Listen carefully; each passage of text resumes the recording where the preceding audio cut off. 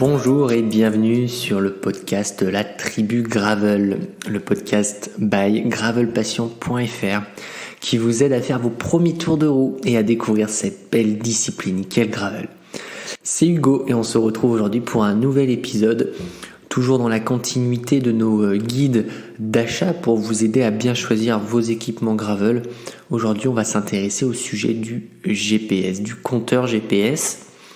Et donc on va voir dans un premier temps si c'est déjà intéressant et si vous avez besoin de posséder un compteur GPS. Vous êtes prêts ? Allez, on y va, c'est parti, on rentre rapidement dans le vif du sujet. Déjà, pourquoi avoir un compteur GPS en gravel / bikepacking, puisque je vais mélanger aujourd'hui entre guillemets les deux disciplines. Alors si vous débutez vraiment dans le milieu, le GPS est quelque chose d'assez omniprésent dans le monde du vélo de route et du gravel depuis maintenant quelques années. C'est même devenu quasiment un outil incontournable pour les cyclistes. Il va vous permettre, entre autres, de connaître notamment la distance parcourue, la vitesse moyenne, votre vitesse maximale, l'altitude, le dénivelé et une multitude d'autres informations utiles pour notre pratique du gravel. C'est donc différent d'un compteur qui à l'époque, même si certains modèles existent encore aujourd'hui, mais qui était soit filaire ou sans fil et qui grâce à un aimant fixé sur la roue avant vous permettait en fait de connaître votre distance, la durée de la sortie grâce à un chronomètre intégré et donc de facto votre vitesse moyenne et même la vitesse maximale. Mais cela ne se basait pas sur des satellites comme c'est le cas pour un GPS Global Positioning System, donc qui est globalement, pour vous la faire simple, mais les satellites américains. Mais aujourd'hui, un GPS est devenu un petit peu un habit de langage puisque un GPS contient donc les signaux satellites GPS, mais aussi Galileo pour certains modèles qui sont donc les signaux européens.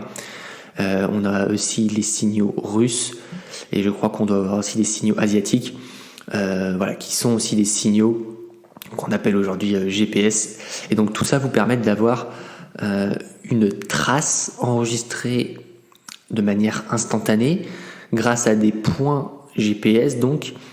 Et tout simplement comment ça fonctionne, pour vous expliquer brièvement, eh bien vous avez un point GPS qui apparaît toutes les X secondes selon les réglages de votre appareil. Ça peut être tous les 3 secondes, 5 secondes, 10 secondes, 1 minute en fonction si on souhaite ou non réduire ou augmenter l'autonomie.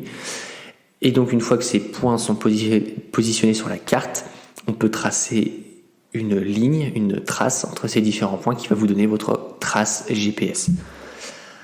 Ça reste néanmoins extrêmement précis aujourd'hui en 2023 dans la plupart des cas.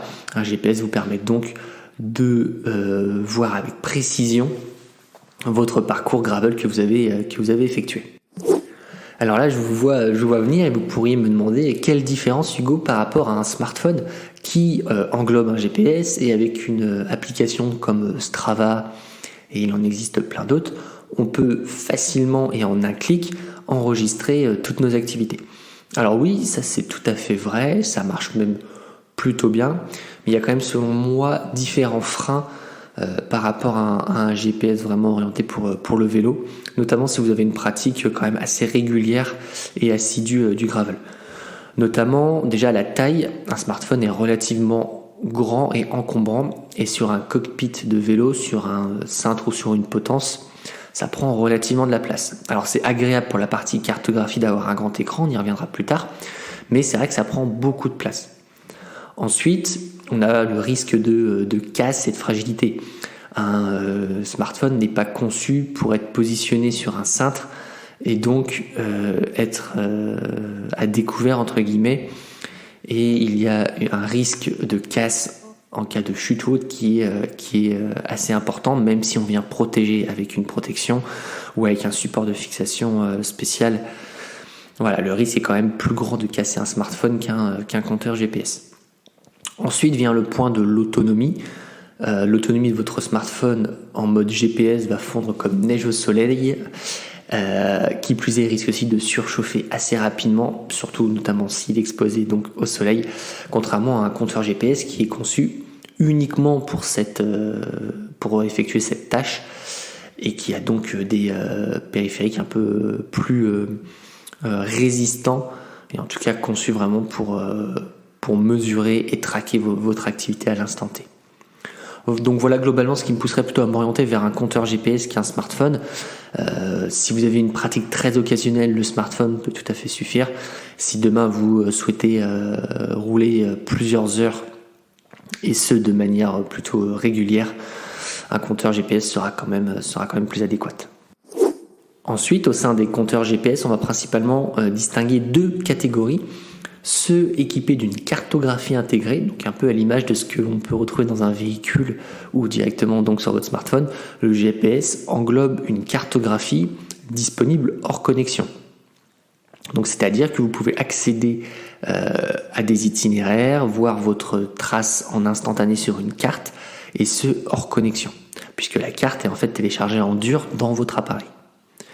Et ensuite, on va repérer les autres GPS, donc souvent bien moins coûteux, qui eux ne proposent pas une cartographie, mais qui vont bien enregistrer votre trace en tâche de fond, mais vous ne pourrez pas voir votre point en direct sur une carte. Néanmoins, certains proposent quand même de pouvoir voir une trace, mais vous verrez globalement une trace dénuée de cartographie autour. Côté tarification, un GPS Gravel, c'est encore un budget à ajouter à notre discipline, c'est sûr. Globalement, comptez entre 180 pour un bon modèle d'entrée de gamme, mais qui peut être largement suffisant pour votre pratique, à aujourd'hui plus de 700 € avec des modèles dont on reparlera tout à l'heure, mais qui permettent qu'on ait des cellules solaires sur l'écran pour un déchargement moins rapide de la batterie, qui propose un grand écran, une cartographie assez puissante et réactive. Voilà, ça peut aller jusqu'à 700 €. Soit au final aujourd'hui le prix d'un smartphone haut de gamme. Ensuite, donc si vraiment le compteur GPS est un équipement qui vous intéresse, avant de vous lancer et d'ajouter à votre panier le modèle de votre choix, je vous conseille de prendre en compte quelques critères pour en fait adapter le compteur à votre pratique. Donc déjà, à quelle fréquence allez-vous utiliser ce compteur ? Est-ce que ça sera plutôt pour du vélo taf et une sortie le week-end de temps en temps, ou alors pour du bikepacking, donc pour des voyages sur le long cours, où le compteur GPS sera allumé 5, 6, 7, 10 heures par jour. Voilà, donc déjà, regardez bien en fonction de votre pratique. Vous vous doutez bien que vous aurez peut-être plus de mal à avoir un suivi de qualité sur un modèle d'entrée de gamme si c'est pour une utilisation intensive. Ensuite, qu'est-ce que vous souhaitez recueillir comme données ? Plus le GPS sera entre guillemets haut de gamme, plus il comportera de fonctionnalités, et notamment de fonctionnalités d'analyse de votre sortie, de votre état de forme physique et de vos caractéristiques physiologiques au jour le jour. Aujourd'hui, les GPS Gravel peuvent être de véritables petits carnets de santé entre guillemets, donc voilà. Et enfin, bien sûr, sûrement le point le plus important, il faut que le compteur GPS colle à votre budget en termes de tarification. Ensuite, si vous utilisez des applications comme Strava, vérifiez bien que le compteur GPS est compatible avec vos applications favorites, même si aujourd'hui, dans la plupart des cas, c'est possible. Vérifiez bien cela en amont, que vous pouvez effectuer un import ou un export des données. Vous devez aussi prendre en compte le type d'affichage et de navigation proposé par le compteur. Certains vont proposer un écran tactile, d'autres uniquement avec une navigation via des boutons. D'autres vont avoir une interface un peu plus personnalisable, un peu plus sympa, d'autres seront un peu plus austères et un peu moins ergonomiques. Voilà, tout ça va vraiment dépendre de vos besoins donc. Et dernier point, bien sûr, pas des moindres, l'autonomie. Voilà, de quelle autonomie avez-vous besoin ? Vous n'avez peut-être pas besoin tout de suite de prendre un GPS qui va vous proposer 24 heures d'autonomie si vous réalisez des sorties de 2-3 heures et ce, 1 à 2 fois par semaine. Bon, voilà, vous n'avez pas dans un premier temps besoin d'un GPS peut-être qu'à 24 heures d'autonomie, même si qui peut le plus peut le moins. Donc maintenant, si je dois vous présenter quelques marques et quelques modèles de GPS, alors ce sera une sélection non exhaustive, non sponsorisée bien sûr, hein, je suis uniquement là pour vous partager les références du moment sur le marché des compteurs GPS. Vous allez voir qu'elles sont assez nombreuses. Déjà, on va retrouver des marques clés comme Garmin, Voilà, faut pas se le cacher, aujourd'hui Garmin est très certainement le leader sur le marché avec des produits quand même assez aboutis, très complets, un SAV plutôt réactif en cas de souci. Globalement c'est du très haut de gamme. Le seul inconvénient donc entre guillemets ça va être le prix, puisque Garmin a un positionnement tarifaire assez élevé, même si on peut facilement avoir des produits d'une génération précédente, du coup à un tarif un peu plus abordable, et le produit de la génération précédente peut largement valoir des produits récents dans d'autres marques. Donc faites bien, vérifiez bien aussi chez Garmin. Ensuite on retrouve Wahoo, qui est une marque un peu plus récente mais qui propose des appareils de très très bonne qualité, et surtout en fait avec un visage un peu différent de ce que peut proposer Garmin. Donc si le côté interface de chez Garmin ne vous convient pas, vous pourrez peut-être trouver votre bonheur chez Wahoo. Souvent on a des modèles avec une autonomie intéressante et un écran tactile plutôt de bonne qualité. Ensuite on va voir chez Brighton, qui elle est plutôt réputée pour proposer des appareils d'entrée voire de milieu de gamme, donc il y a des tarifs un peu plus intéressants si votre budget est limité, avec des appareils plutôt performants mais qui vont être un peu moins évolués que des modèles de chez Wahoo ou Garmin. On va aussi retrouver Polar, qui est un petit peu dans la même situation que Brighton, et des marques un peu moins connues et qui méritent d'être présentées, comme Hammerhead, dont je vais vous présenter le compteur par la suite. Donc globalement aujourd'hui, si votre budget est aux alentours des 200-230 euros et que vous souhaitez un GPS avec cartographie, je vous conseille dans un premier temps peut-être de vous orienter vers un Brighton GPS Rider 750E, qui a quand même une autonomie assez intéressante, environ 25 heures, plus de 85 fonctions, et qui aujourd'hui est facilement trouvable aux alentours des 210-230 euros. Pour info, il a été présenté au tarif conseillé de 270 euros lors de son lancement.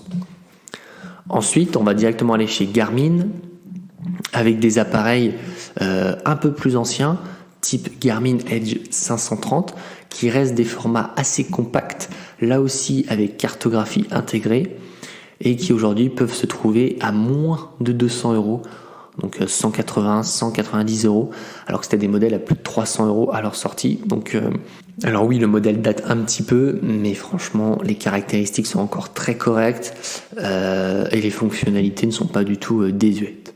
Ensuite, si vous recherchez une alternative à Garmin, on a donc le Wahoo Fitness Element Bolt V2, qui est aussi un modèle assez intéressant, alors avec un form factor assez profilé, assez aérodynamique, une navigation par bouton notamment, et là aussi une cartographie intégrée.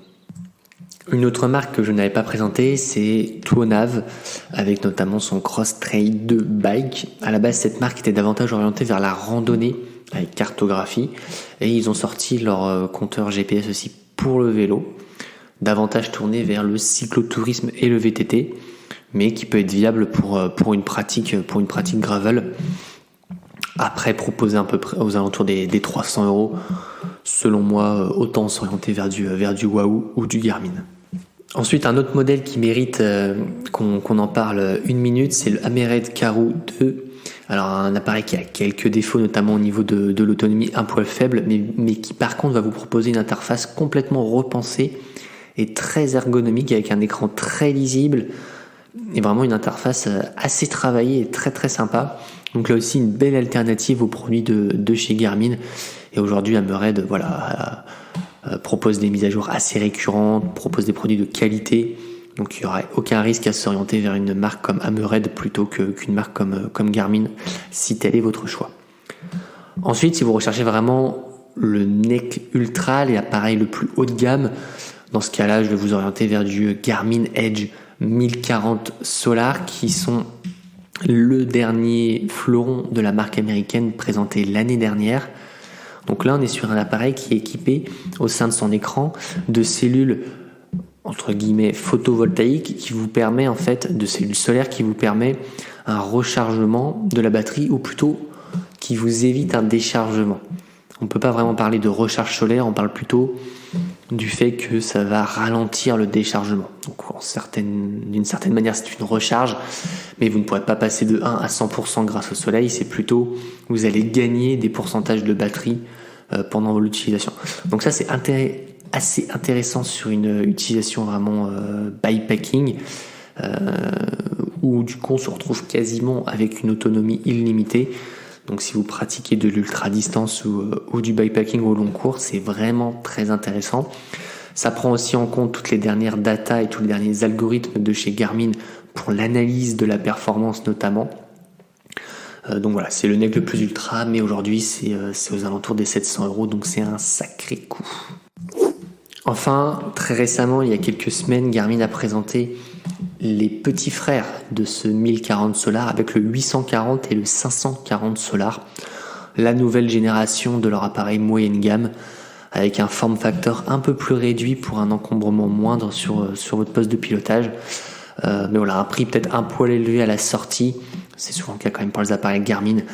Donc je vous conseille, si là aussi vous voulez des appareils plutôt récents, mais à un prix un peu moins, d'attendre quelques mois et vous pourrez espérer 50 ou 100 € en moins sur le prix de vente conseillé.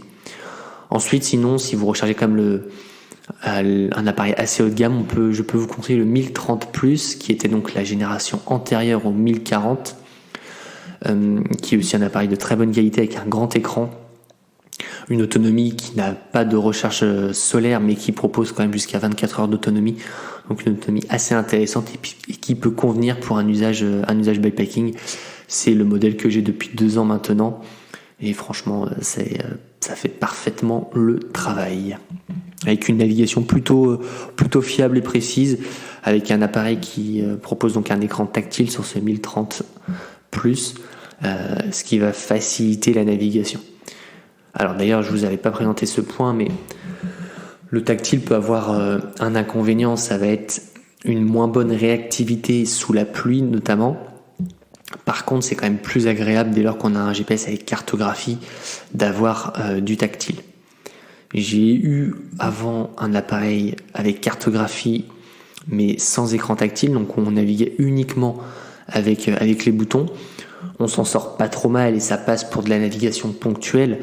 Par contre, vraiment en mode bikepacking, on est peut-être amené plusieurs fois au cours de sa sortie à manipuler la carte, à changer d'itinéraire ou autre. Le tactile va vous faciliter grandement la tâche. Enfin, avant-dernier point de ce podcast, je ne sais pas si vous le savez, mais il existe aussi des montres GPS. Donc un peu à l'instar d'une Apple Watch ou d'une Samsung Galaxy Watch, qui sont plutôt des smartwatches, donc des montres connectées qui vont être équipées d'un GPS et de quelques profils sportifs. Garmin propose plutôt l'inverse, c'est-à-dire une montre sportive avec des aspects de connectivité.